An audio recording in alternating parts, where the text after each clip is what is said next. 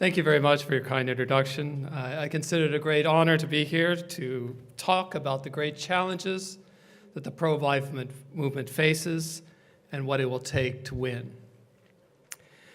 All too often, people look upon the pro-life fight with pessimism. They see all the forces arrayed against us, and they say the situation's hopeless. There's no use fighting against a culture. It can't be done. Now, if you and I had followed this pessimistic attitude, we would not be here today. We are here because we chose to ignore the naysayers and forge ahead despite all the odds. There's an ancient Chinese proverb that I think says it all. It goes like this: those who say it cannot be done should not get in the way of those who are doing it. And that's why I admire the work of pro-lifers, because you are doing it, despite all those who get in the way, and you're doing it well. So let me begin with some words that might be a bit provocative. If you look at the state of the abortion debate today in America, the pro-life movement, the pro-life side has been winning. Winning. It feels good to say that word. We don't say it often enough. But the facts are out there. I mean, it's true we haven't won every battle, but we've won many battles that we weren't expected to win. It's true we have not won the war, but neither has the other side. I mean, just consider a few facts. For the first time in decades, depending on the poll you wish to believe, the majority of Americans consider themselves pro-life. That's not to say they're pro-life like you and me, but they are calling themselves pro-life, which is something that would be unthinkable decades ago. It means that pro-life has gone from being fringe to almost mainstream. People are not afraid of the label anymore. Everyone can say they're pro-life. You know, football players, athletes, Hollywood stars, Hollywood producers, even presidents. And in fact, the pro-abortion label is on the defensive. According to the website lifenews.com, 1,709 surgical abortion facilities have been closed since 1991.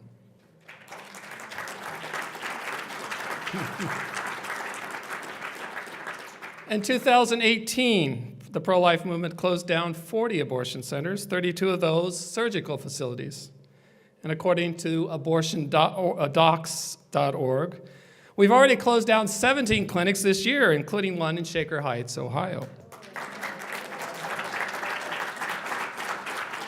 So, in addition to this, the states have enacted hundreds of anti-abortion laws. The pro-life movement has passion. It's full of young people that you can see at the Marches for Life. The pro-abortion movement has lost a lot of its fire. Its most militant members are liberal politicians and aging and self-described nasty feminists left over from the 60s. And we have attacked the pro-abortions from all sides. We have cut their funding. We've restricted their movements. We've laid siege to their clinics. We've filmed their lies. We've counseled mothers, set up parallel clinics, provided ultrasound pictures, and prayed in the public square for 40 days and 40 nights. Everyone thought Occupy Wall Street was so great and impressive, but every year we occupy the nation's capital with hundreds of thousands of people.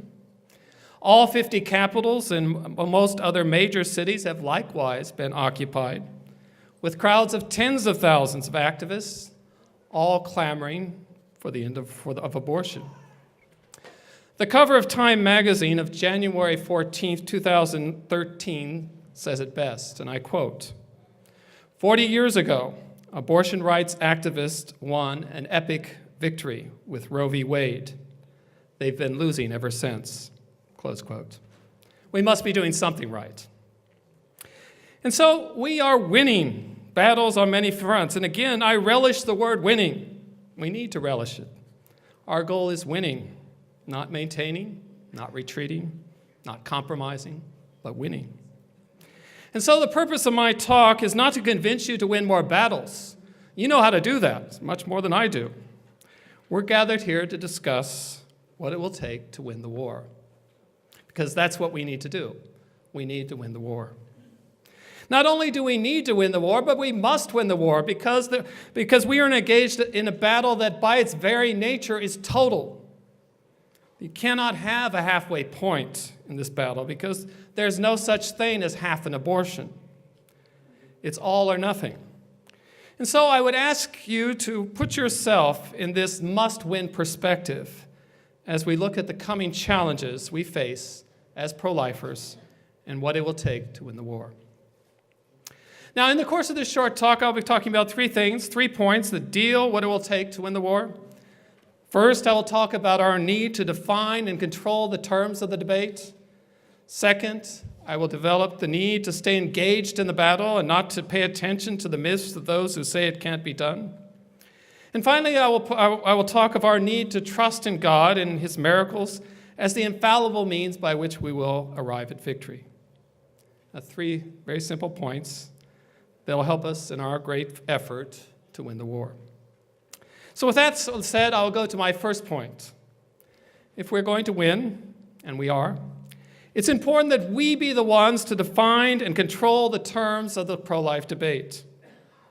And to do this, we need to discover what lies at the core of the pro-abortion movement and mindset. What is the final goal of this movement that we so vehemently oppose? Now, on the surface, abortion seems a very incomprehensible thing. I mean, think about it. A tiny baby is a very beautiful being, so full of innocence and joy. The simple life of a baby cannot possibly be the only target of abortion. I'm convinced that deep down, everybody knows it's wrong to kill a baby. It's part of the natural law that's written on the hearts of all men and women, and is so well summarized by the 10 Commandments. It is the law that one professor once told me that you can't not know. People may deceive themselves about abortion. They may desensitize their consciences about the issue, but that deep down they can't not know it's wrong. The final goal of the abortion movement is all about destroying the moral law, and what it is to say that says there is a right and a wrong. The most radical people of the pro-abortion movement seek the age-old desire of humanity to rid ourselves of the moral law. It's an obsession for them that makes them say, I am a law unto myself. I can do whatever I want, even if it hurts others, even if it kills babies, even if it hurts me. Nothing should stand in the way between me and the object of my gratification. And my desire is so strong, I will destroy anything and anyone that stands in the way, whether it be morals or logic or babies. And the fact that deep down I know it's wrong only makes my desire worse and my sadness ever greater.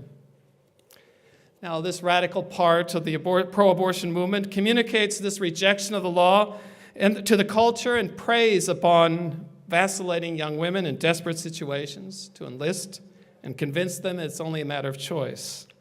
But the target is still the same, the moral law that defines right and wrong. That is why the pro-life movement naturally tends to expand into other life issues. It becomes all the more comprehensible because from a moral perspective, when a person denies the moral law, it leads to the crisis in the family, marriage, sexuality, and identity that dominate today's headlines. Indeed, the other side is leading the way. They are the ones who are now expanding into euthanasia and transgender and other issues. They are the ones that are taking things to an extreme point where the person wants to take his own life or deny his own identity. So once you define the battle as a moral battle, it all makes sense. Once you define it as a moral issue, the solution becomes clearer. The noted Catholic thinker, Professor Plinio Correa de Rivera, once said that this moral battle is an essential part of our fight because the modern world tries by all means to destroy the notion of right and wrong and to suppress the existence of sin. The problem is we are moral beings, and our moral sense cannot be totally suppressed. It always comes charging back. So if we're going to win, and we are, we need to think in terms of the moral solution to this moral problem. That's what it's going to take if we're going to win. And so we must be convinced that this is not only a political problem that can be resolved by overturning Roe v. Wade, although I support and work toward and welcome this judicial decision, overturning this judicial decision with all my heart. It's not an economic problem that can be resolved by helping poor families, although we should do everything possible to help poor mothers who need aid and babies who need adoption. It's not only a health issue that destroys the physical and mental health of all those involved in abortion, mother, father, and baby, although we must highlight and address these issues as well. No, it's a moral struggle that's caused by the breakdown of the natural God-given moral institutions of family, faith, and community that keep a society in balance and hold that moral law in place. Look behind every abortion, and all too often you will find broken families, shattered communities, and empty churches. And so if we're going to win, and we are, we must define this moral battle in these three fields, that of the family, the culture, and the faith.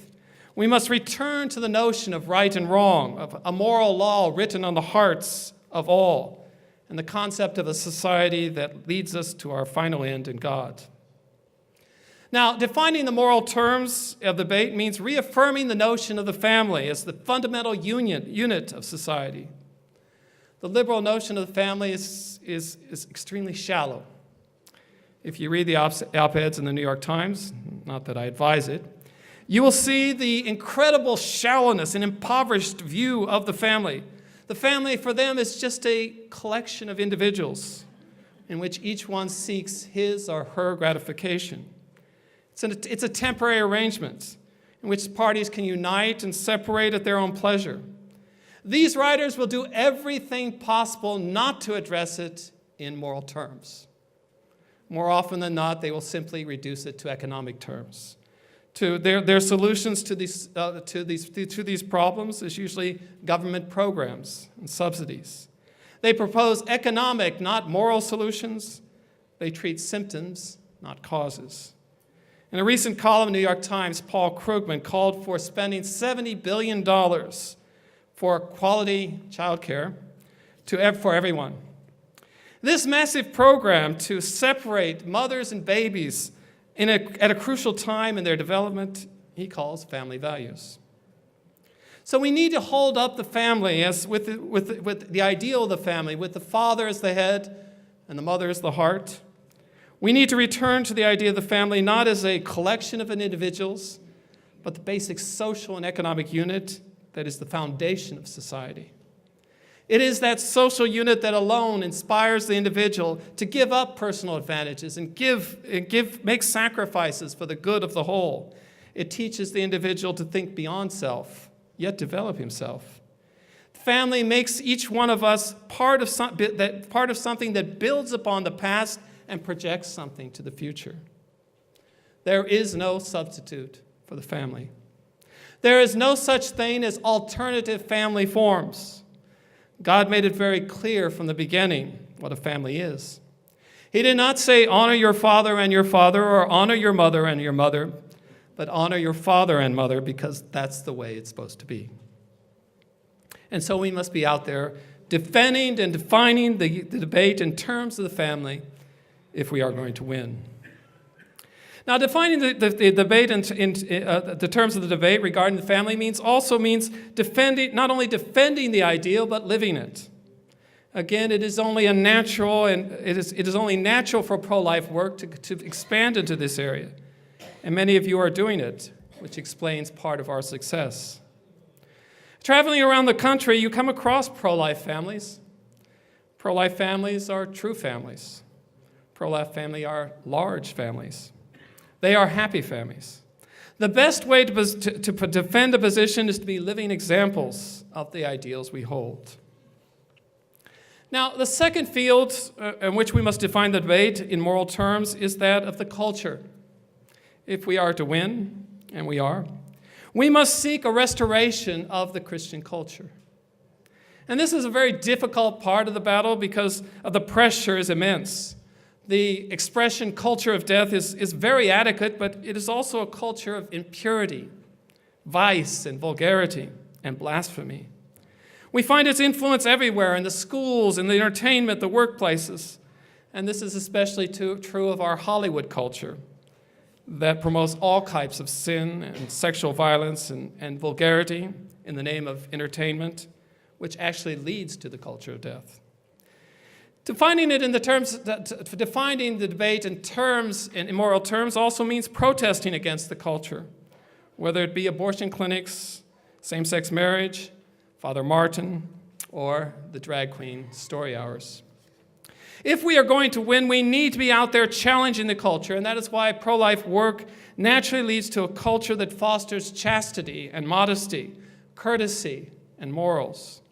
And again, the best way to fight a culture is to be living examples of a counterculture.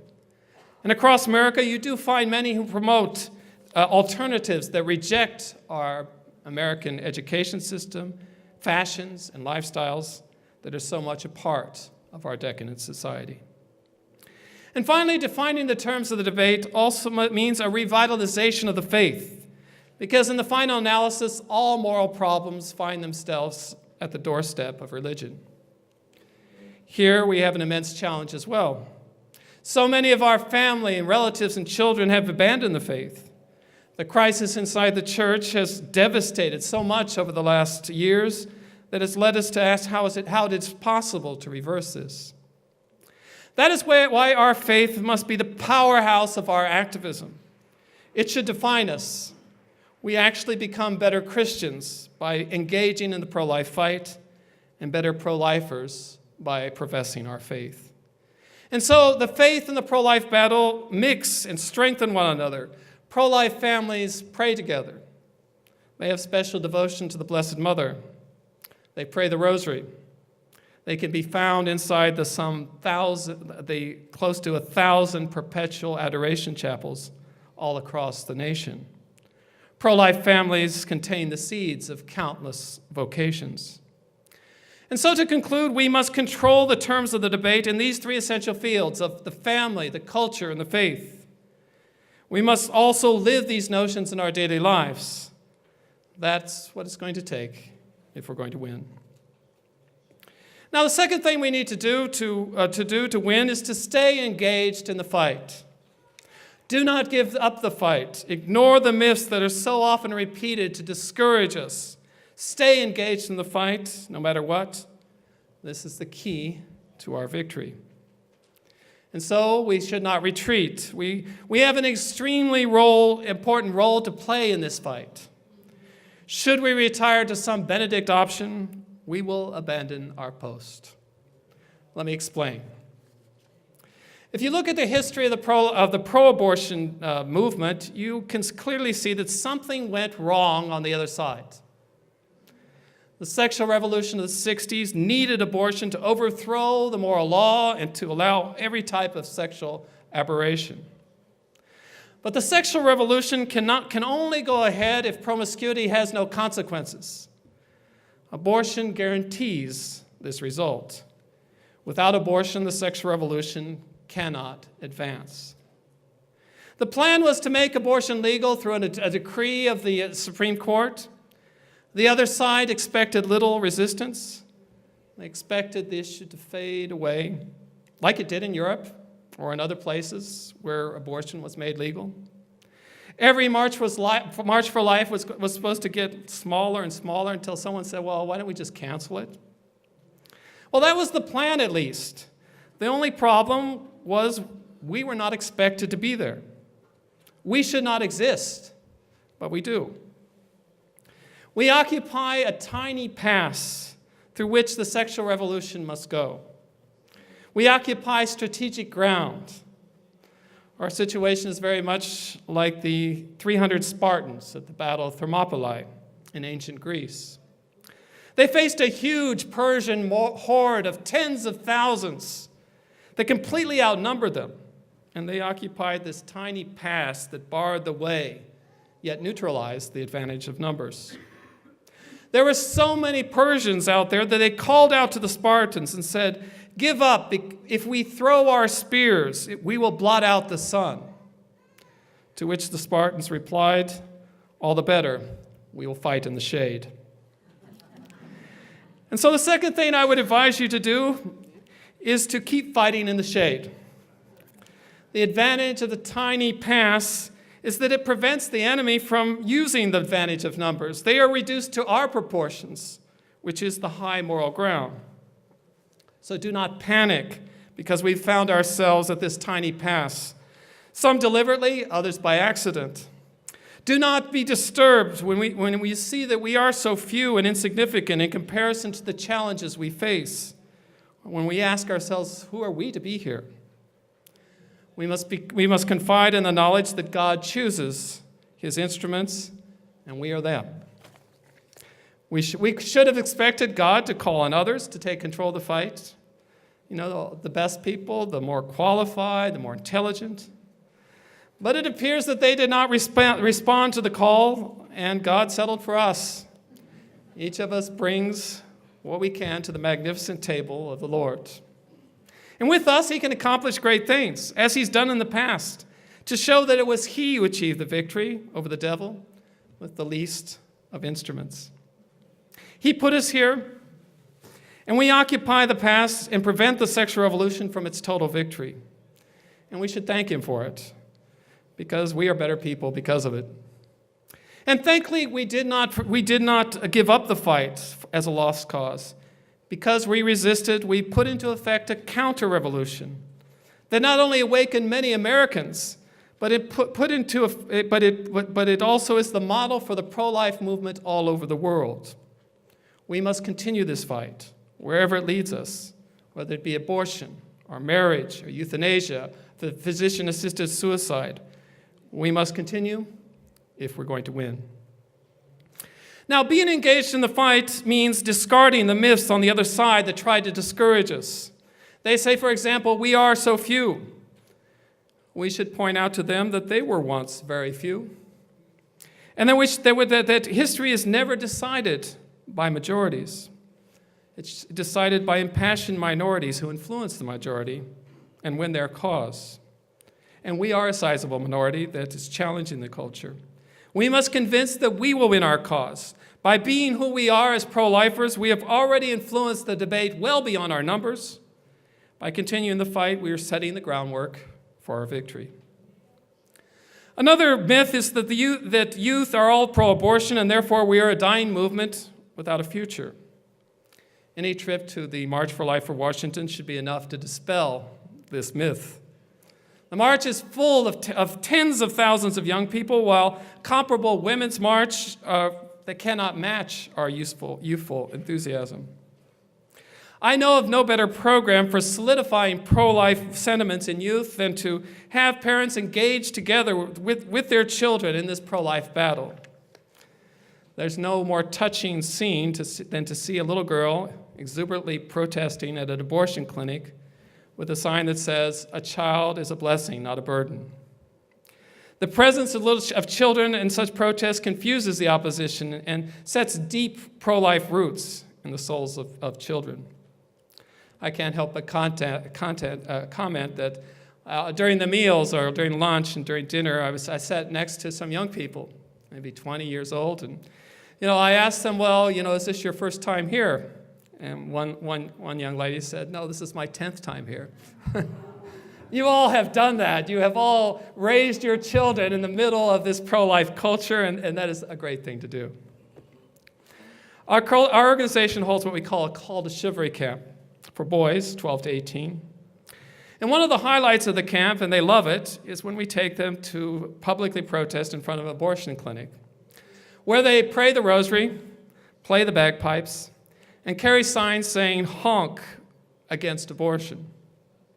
I cannot imagine anything more disheartening for the pro-life doctor inside than to see 50 enthusiastic young boys outside, praying the rosary in front of the clinic to the penetrating and touching strains of Amazing Grace, with plenty of honks for life in the background. That is to say, youth can be one of the greatest assets in our pro-life battle. Engage your family in this fight and help dispel the sinister myth that seeks to discourage us. A final myth that we often hear is that we need to water down our message to attract more people. especially youth. Nothing can be farther from the truth. When people want something with passion, and youth do want things with passion, they desire to take things to their final consequences. They don't want to water it down. We must engage in the fight, the whole fight, and nothing but the fight. There's no middle ground in this great battle. We can work incrementally to restrict and limit abortion in certain cases, but our final goal must always be to eliminate abortion. As long as babies are dying, we cannot declare victory. Watering down our message has never worked for our cause. The experience of the pro-life movement has been that whenever we take our battle to its final consequences, it energizes youth and energizes the movement and does not diminish it. This is what happened in Operation Rescue in the Summer of Mercy. It is also happening in the personhood movement, which is also taking things to the final consequences. Indeed, our software developer was a young college student when he met his wife in jail during the Summer of Mercy. They now have 9 very pro-life children. A lukewarm position will attract lukewarm people, upon which you cannot build or count. A strong and consistent position will attract strong and consistent people, upon which you can build a strong movement. Well, there's a final thing that we can do to advance our cause and to secure our victory. And that is to be convinced that God and the Blessed Mother desire the success of the pro-life cause even more than we do. And to the degree that human solutions appear less likely, the more we should look for supernatural solutions to aid in our afflictions. Often it seems that we are abandoned in the fields, especially in the temporal sphere, just in the purely natural order. We've been betrayed by legislators, clergy, federal judges. We've been deceived even by conservatives who do not deliver on their promises. We even have our own internal squabbles that make things miserable. We have suffered trials and betrayals and disappointments, yet we continue on. I mean, how often I've looked with admiration at the 40 Days for Life people. They're out there day in, day out. It's not an easy task because there are sunny times when people honk and show their support. But more often than not, it rains and it seems the whole world is against you. Everyone who's picketed abortion clinic knows these dark and hard times. But they also know that God works miracles when you least expect them. I mean, how many times I've heard stories of babies who've been saved unexpectedly through circumstances that are inexplicable. The pro-life movement has won many important legislative and political battles. We need to keep doing that. But right from the beginning, it has run on miracles. I was reminded of miracles when I recently was at a pro-life event in Las Vegas. It seems like a contradiction in terms. Pro-life event, Las Vegas. But they have a very vibrant pro-life movement there. It's amazing what they've done.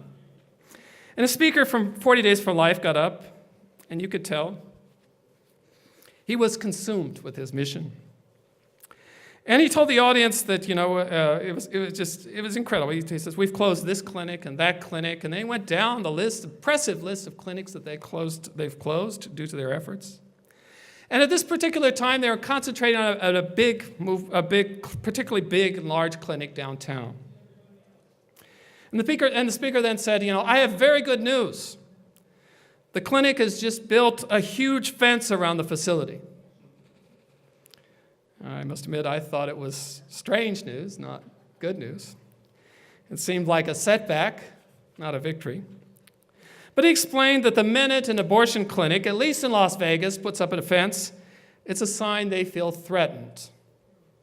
He said, we've seen it so many times before. It's a sure sign they'll be closing. And he said with great certainty, it's only a matter of time. And at the same time, he announced, I've been talking with several others, and ended by saying, I'm not sure how we're going to do this and arrange it, but we're not only going to close this clinic, we're going to buy it and use it as a center to save innocent human lives. It's amazing.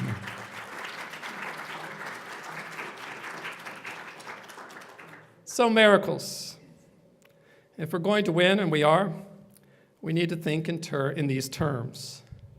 Miracles by their nature can overcome obstacles but beyond all expectations. Miracles don't level playing fields, which is fine since we don't want level playing fields. Miracles tip them in our favor. And so the third thing I would ask you to do is keep believing in those miracles. Those miracles can and do happen. We are proof positive that they do happen. I am confident that everyone in this room can trace their journey to some kind of miracle of grace or circumstance or conversion. I'm confident that you have all experienced miracles in your activism that have served to strengthen you in your resolve to fight abortion.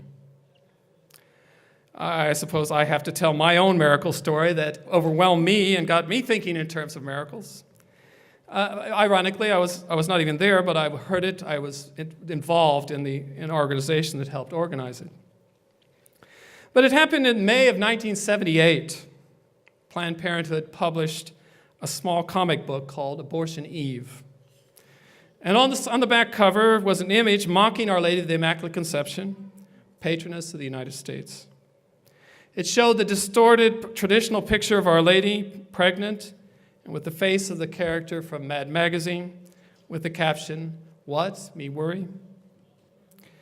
Well, offended Catholics took notice of the booklet and organized a protest against it.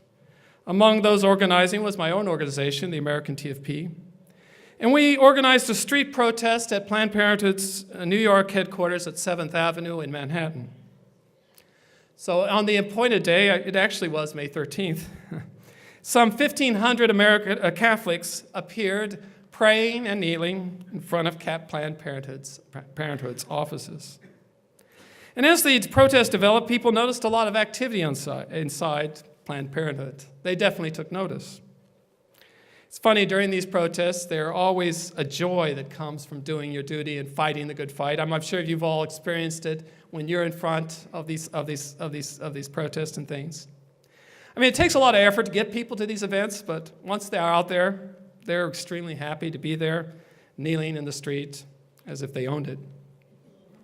So in the middle of this protest, people from Planned Parenthood came out and started distributing flyers to the crowd. And of course, we expected the worst. We thought they were going to try to defend their blasphemy. However, that was not what happened.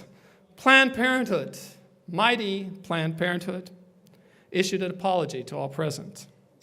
And to the jubilant crowd on 7th Avenue, our speaker read, quote, "We offer an unqualified apology and restate our public repudiation of the cartoon itself and the philosophies underlying it."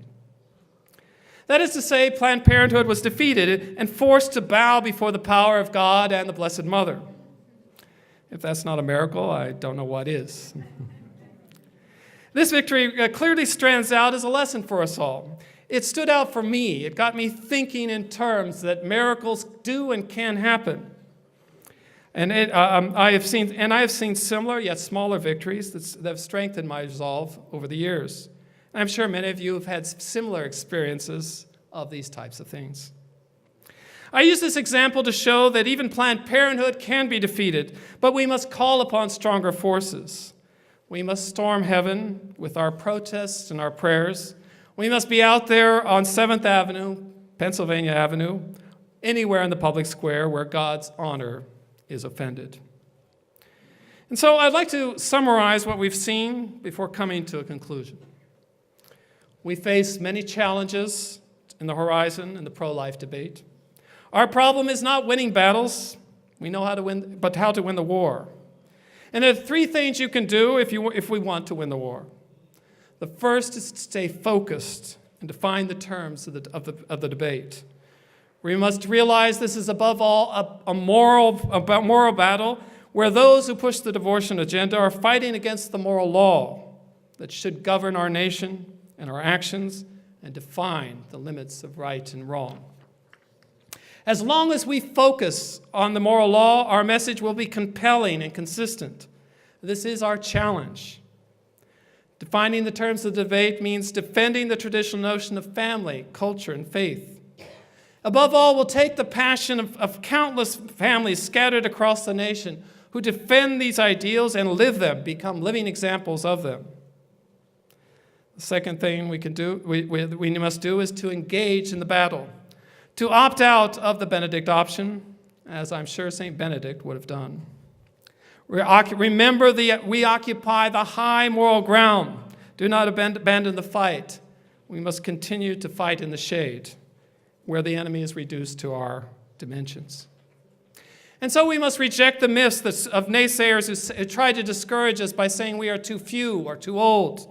We must resist the temptation of watering down our message to attract the weak and lukewarm and cater to politically correct times. And finally, we must call upon God and trust in the miracles that He will provide. If we do these three things, we will have the elements for victory. That's what it'll take to win the war. Now, in presenting these three points, I do not wish to insinuate that all these efforts are without problems. It's not going to be easy.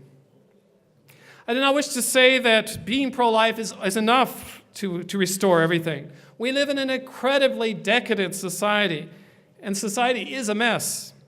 And we face many of the same problems of society as a whole. We face the horrible effects of the culture. Among our ranks, there are those who have lost the faith. Among our children, there are those who have gone astray. There are many casualties in the cultural war, and it is a messy battle. It's far from over, and it's going to get worse. Now, I don't want to sugarcoat the battle. We must embrace the cross of Christ with all its sufferings and trials. We cannot expect a Hollywood ending where everything turns out all right.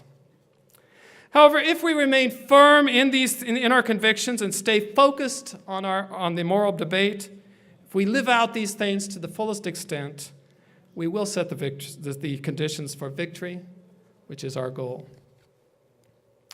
These elements are especially needed now.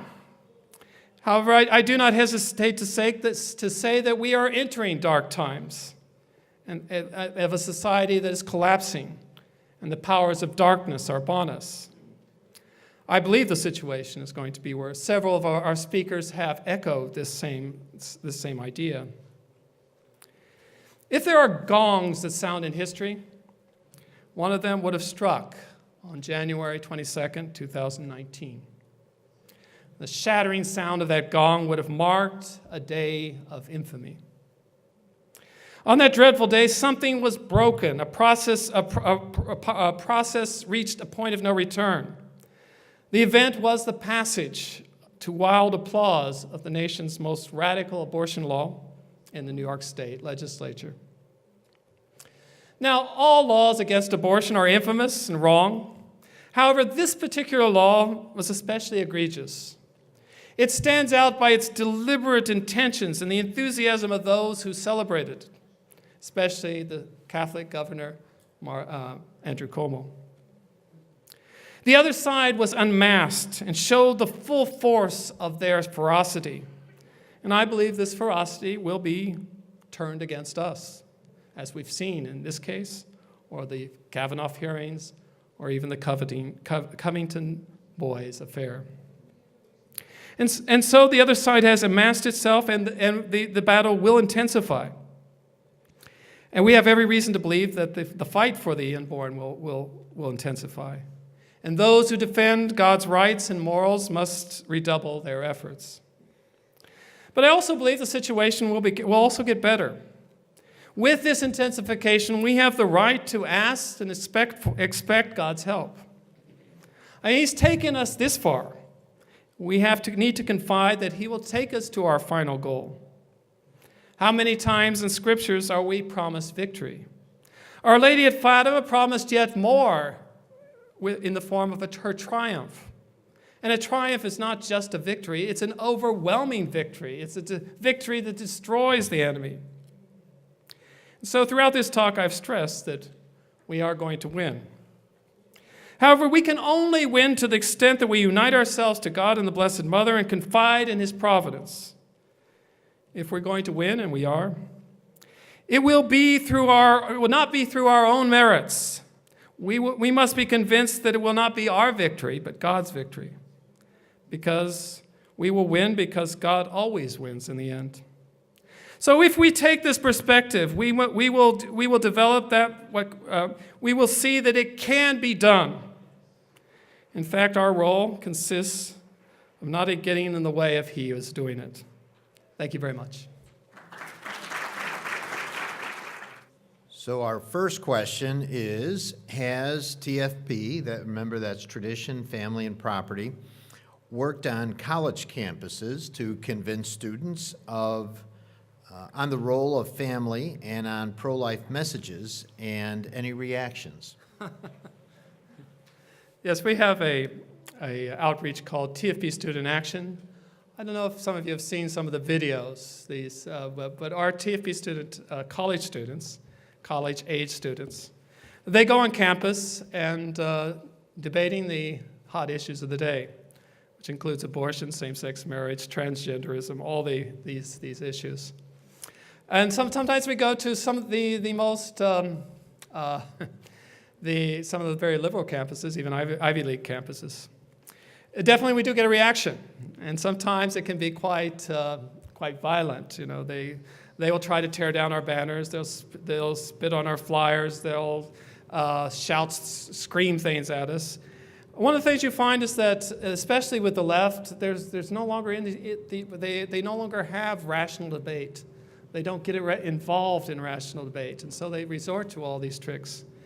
So we have definitely caused a reaction at these campuses, and it is amazing the things you see there. But it's also in these visits to the campuses, we attract people who are favorable to the pro-life cause, and we make contact with those people, and it definitely, they are there. They're very happy to see us there. One of the instruments we do use on the college campus, which is really works well, is that we will be there with our banners and handing out flyers, but we will also play the bagpipes. The bagpipes are beautiful. They're an instrument of war, and so in this case it does work. It attracts everybody because everybody loves the bagpipes, but it also infuriates the opposition.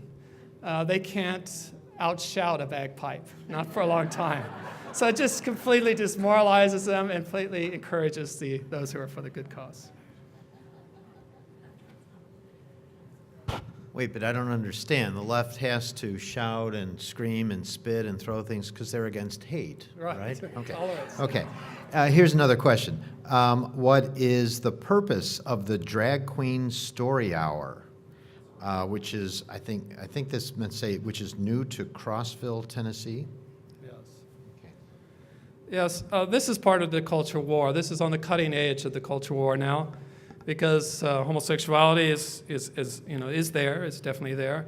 But the next step is transgender, the transgender movement, and they hold what they call drag queen story hours, where men dressed up as women go to libraries, public libraries, and read stories to 2 to 3-year-old children. This is happening not only in Tennessee, but all over the country. We have organized protests for a lot of these, probably 10 or 20 protests, probably 20 or 30 protests. Wherever they appear, we try to be there, protesting against them, being out there in front. We've stopped some of these drag queen story hours, but they themselves say they are grooming the next generation to accept transgender. That's their quotes. That's what they want to do. That is their objective. So it is a cultural part of the culture war. If any of you have one in your area and would like to try to organize a protest, we do these things. We help people and try to get them organized.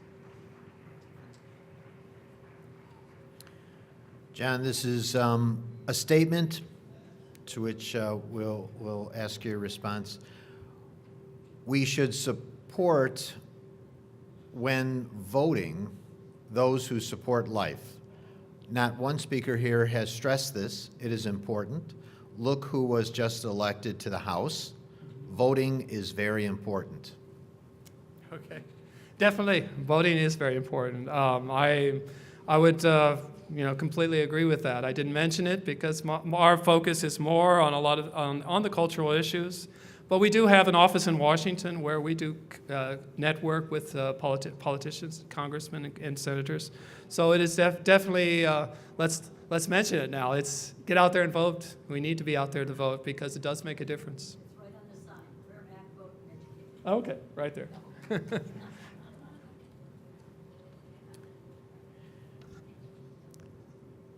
This person writes, I like the enthusiasm, re winning battles, but what about the recent New York and Virginia battles signed by governors supported by their legislators? So since you've already addressed New York, what about Virginia?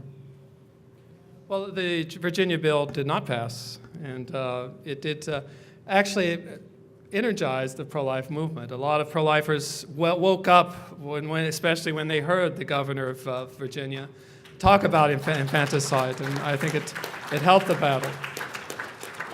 Again, we are winning battles. The war is still waging. Throughout this whole battle, people have said it is hopeless. Throughout this whole time, they've said, well, the other side is winning this, one after another, and it is a battle. It is a bloody and messy battle, or unbloody and messy battle in this case. Well, bloody in the case of abortion. So it is. We need to think. We need to confront these challenges as well. When this challenge comes to put on all these radical abortion laws we need to figure out ways to go against it. And the pro-life movement is already doing this by, in conservative states, putting in the counter anti-abortion bill. So if Roe v. Wade is overturned, those states will not have abortion. So it is a battle. It is a polarized battle, and it's far from over. But in the end, we will win. Could we have one more round of applause for John Horvat and for all the work he does?